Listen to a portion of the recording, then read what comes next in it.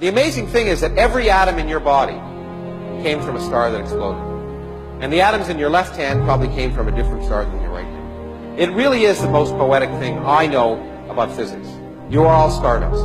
You couldn't be here if stars hadn't exploded, because the elements, the carbon, nitrogen, oxygen, iron, all the things that matter for evolution, weren't created at the beginning of time. They're created in the nuclear furnaces of stars, and the only way they can get into your body is if the stars were kind enough to explode. So forget Jesus. The stars died so that you could be here. The knowledge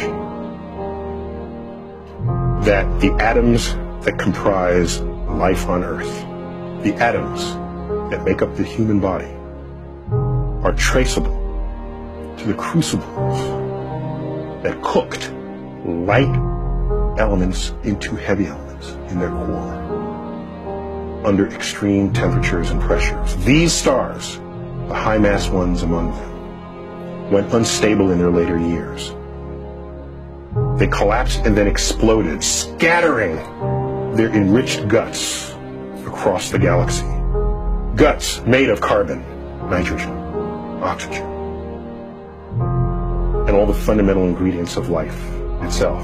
These ingredients become part of gas clouds that condense, collapse, form the next generation of solar systems, stars with orbiting planets. And those planets now have the ingredients for life itself. So that when I look up at the night sky, and I know that, yes, we are part of this universe, we are in this universe, but perhaps more important than both of those facts is that the universe is in us. When I reflect on that fact, I look up. Many people feel small because they're small and the universe is big, but I feel big because my atoms came from those stars. There's a level of connectivity.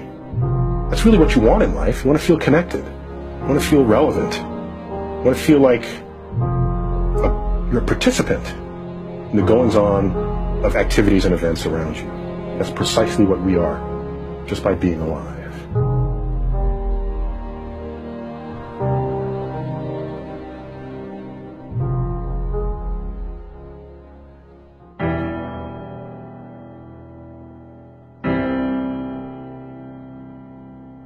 Once we overcome our fear of being tiny, we find ourselves on the threshold of a vast and awesome universe that utterly dwarfs, in time, in space, and in potential, the tidy anthropocentric proscenium of our ancestors.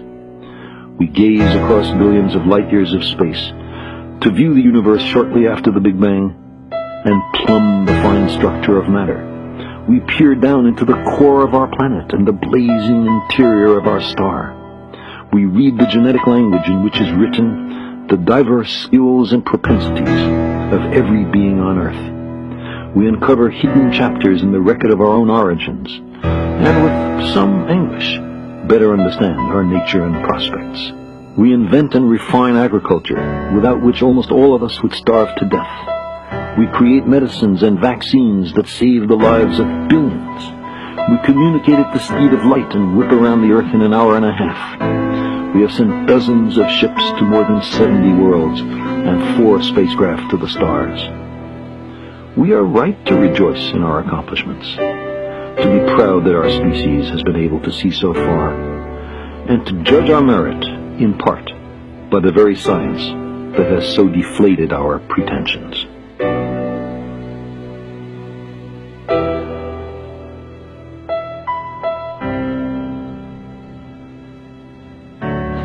The surface of the Earth is the shore of the cosmic ocean.